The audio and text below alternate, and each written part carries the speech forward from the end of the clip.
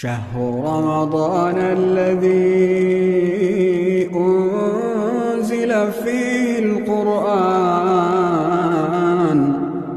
هدى للناس وبينات من الهدى والفرقان.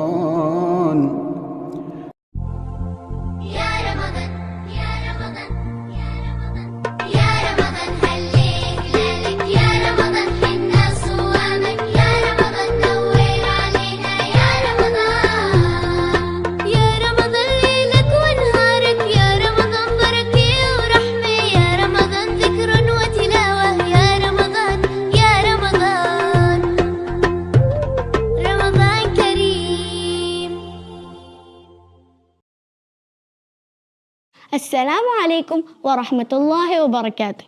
Welcome to Dar al-Iman Tamil Islamic Center, Ilampirai, Ramadan Kids Series 2026, Day 12. Today, Qiraat will be recited by Yahya Abdul Rauf, followed by Healing with Quran by Valarpirai students. Jazakumullahu khair. أعوذ بالله من الشيطان الرجيم. بسم الله الرحمن الرحيم. واعبدوا الله ولا تشركوا به شيئا وبالوالدين إحسانا وبذي القربى واليتامى والمساكين والجار ذي القربى والجار الجنب والصاحب بالجنب وابن السبيل وما ملكت أيمانكم إن الله لا يحب من كان مختالا فخورا. صدق الله العظيم. அளவற்ற அருளாளனும் நிகரற்ற அன்புடையவனுமாகிய அல்லாஹுவின் திருப்பெயரால் ஓதுகின்றேன்.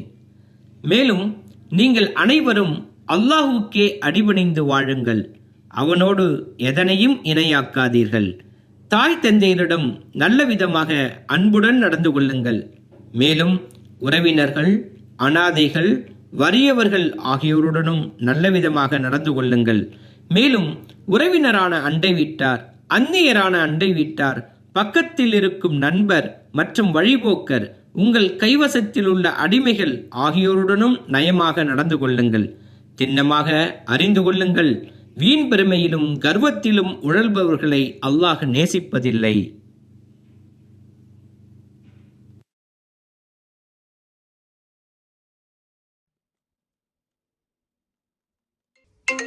காதர் மாமா,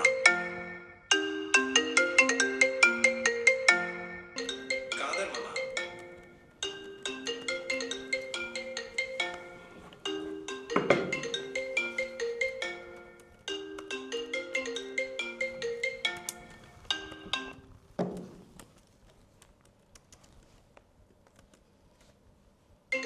காதர் மாமா.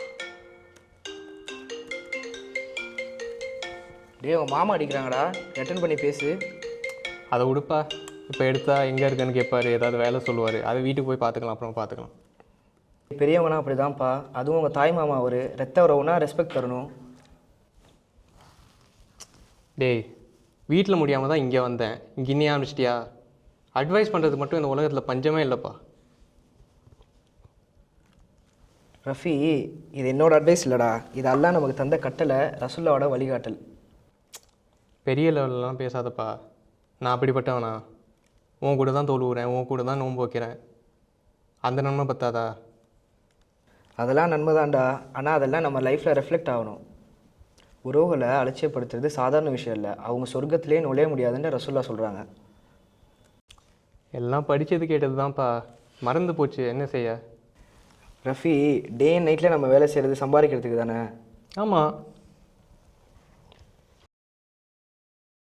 ரசூல்லா என்ன சொல்லியிருக்காங்க தெரியுமா? உங்களுக்கு வாழ்வாதாரம் அதிகம் வேணும்னா, நீண்ட காலம் நிம்மதியாக வாழணும்னு ஆசைப்பட்டீங்கன்னா உறவுகளை பேணி வாழுங்க அப்படின்னு சொல்கிறாங்க. அல்லாஹ் அது ரெண்டையும் உங்களுக்கு தருவான்ட்டு வாக்களிக்கிறாங்க. சுப்ஹானல்லாஹ், எவ்வளோ ஆச்சரியமாக இருக்குது. எல்லாம் அல்லாஹ்வுடைய கருணை தான். ரத்தபந்த உறவுகள்கிட்ட மட்டும் இல்லை, நம்ம பேரண்ட்ஸோட நண்பர்கள்ட்ட கூட கண்ணியமாக நடந்துக்கணுன்ட்டு ரசூலுல்லாஹ் சொல்லியிருக்காங்க. என்னது, பேரண்ட்ஸோட நண்பர்கள்ட்டையும் உறவு பெறணுமா? ஆமாம், ஒருவேளை யாராவது ஒரு ரிலேட்டிவ் நம்மளை அலட்சியப்படுத்தினாலும் நாம் அவங்களுக்கு கண்ணியம் கொடுக்கணுன்ட்டு ரசூலுல்லாஹ் சொல்லியிருக்காங்க. அதுக்கெல்லாம் ரொம்ப பொறுமை வேணும்ப்பா. அந்த பொறுமைக்கு கூலி தான் சொர்க்கம். சொர்க்கம்னா சும்மா கிடச்சிருமா? கிடைக்காது தான். அப்படின்னா இந்த உலகத்துக்காக உழைக்கிற மாதிரியே மறுமைக்காகவும் உழைக்கணும் இல்லையா? இதெல்லாம் மறக்காமல் இருக்கணும்னா நம்ம இதெல்லாம் அடிக்கடி டிஸ்கஸ் பண்ணணும்ப்பா. நிச்சயமா. நம்ம சொர்க்கத்துக்கு போகிறப்ப சிராத்துல் முஸ்தகிம் பாலத்தில் உறவு வந்து நிற்குமா? நீ நிஜமாக சொல்கிற? நிஜமாதான்ப்பா. ஏன்னா அல்லாஹ் எல்லா படைப்பையும் படித்து முடித்த பிறகு உறவு அல்லாவோட அரிசை பிடிச்சிக்கிட்டு ஒரு வாக்குறுதி கேட்டுச்சுன்னு ரசூலுல்லாஹ் சொல்கிறாங்க. அப்படியா? என்ன வாக்குறுதி?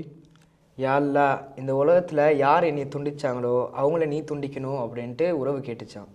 அதுக்கு அல்லாஹ் உறவை பேணி வாழ்ந்தவங்கள்ட்ட நான் கருணையோடு நடந்துக்குவேன், துண்டிச்சு வாழ்ந்தவங்கள நானும் துண்டிப்பேன் அப்படின்னு சொல்லியிருக்கானா. இனிமேல் எந்த உறவையும் அலட்சியப்படுத்த மாட்டேப்பா. அல்ஹம்துலில்லாஹ், இவ்வளோ சீக்கிரம் புரிஞ்சுக்கிட்டியே. அப்போ இனிமேல் காதர் மாமாட்டேருந்து ஃபோன் வந்தால் எடுத்துருவில்ல? இன்ஷா அல்லாஹ் நானே காதர் மாமாவுக்கு ஃபோன் பண்ணி பேசுகிறேன் பாரு. மாஷா அல்லாஹ், சூப்பர்ரா.